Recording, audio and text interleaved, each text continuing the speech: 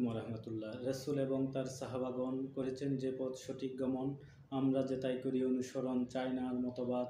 বাংলাদেশ ইসলামী ছাত্র সেনা জিন্দাবাদ। প্রিয় ছাত্র সমাজ, সম্মানিত দেশবাসী, দেশ ও প্রবাসে অবস্থানরত বাংলাদেশ ইসলামী ছাত্র সেনার সাবেক বর্তমান নেতৃবৃন্দ, সম্মানিত শুভাকাঙ্ক্ষী সকলকে জানাই বাংলাদেশ ইসলামী ছাত্র সেনা কেন্দ্রীয় পরিষদের পক্ষ থেকে হিজরি নববর্ষের শুভেচ্ছা ও মুবারকবাদ। রাসূলুল্লাহ সাল্লাল্লাহু আলাইহি ওয়াসাল্লাম যখন মক্কায় প্রকাশ্যে ইসলাম ধর্ম প্রচার করেন, তখন মক্কার কাফেরগণ মুসলমানদেরকে নানান নির্যাতন, নিপীড়ন এবং সামাজিক ও অর্থনৈতিকভাবে অবরুদ্ধ করে রেখেছিলেন। এমনকি তারা রাসূলুল্লাহ সাল্লাল্লাহু আলাইহি ওয়াসাল্লামকে হত্যার ষড়যন্ত্র করেছিলেন। সে সময় রাসূলুল্লাহ সাল্লাল্লাহু আলাইহি ওয়াসাল্লাম মক্কার মুসলমানদেরকে মদিনায় হিজরত করার জন্য নির্দেশ দিয়েছিলেন এবং রাসূলুল্লাহ সাল্লাল্লাহু আলাইহি ওয়াসাল্লাম নিজেও মক্কা থেকে মদিনায় হিজরত করেছিলেন। মূলত হিজরতের মাধ্যমেই পূর্ণাঙ্গ ইসলামী সমাজ ও রাষ্ট্র গঠনের ধারণ উন্মোচিত হয়েছিল এবং উদিত হয়েছিল মক্কা বিজয় সহ ইসলামের বিশ্বজয়ের রঙিন সূর্য।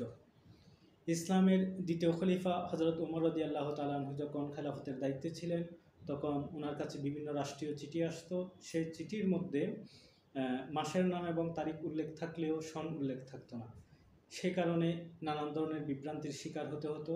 সে সময় পরামর্শের ভিত্তিতে হজরত উমর রাদিয়াল্লাহু তাআলা আনহু হিজরি সনের প্রবর্তন করেন। যেহেতু হিজরতের পরবর্তী সময়ে মুসলমানরা প্রকাশ্যে ইবাদত এবং সমাজ গঠনের রূপরেখা বাস্তবায়ন করতে পেরেছিল, সেজন্যই মূলত হিজরতকে সম্মান করতে গিয়ে হিজরি সন প্রবর্তন করেন হিজরতের পরবর্তী সময় এর পর থেকেই।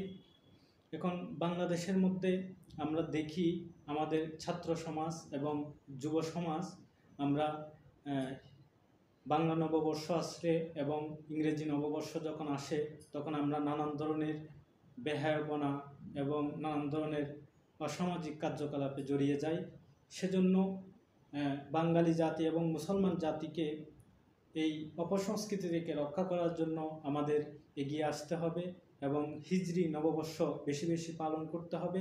আমরা মুসলমান হিসাবে হিজরি নববর্ষ পালন করাটা আমাদের জন্য অত্যন্ত জরুরি এবং সবচেয়ে বড় বিষয় হলো হিজরি নববর্ষের মাধ্যমে আমরা অপসংস্কৃতির বিরুদ্ধে একটি প্রতিবাদ জানাতে পারবো।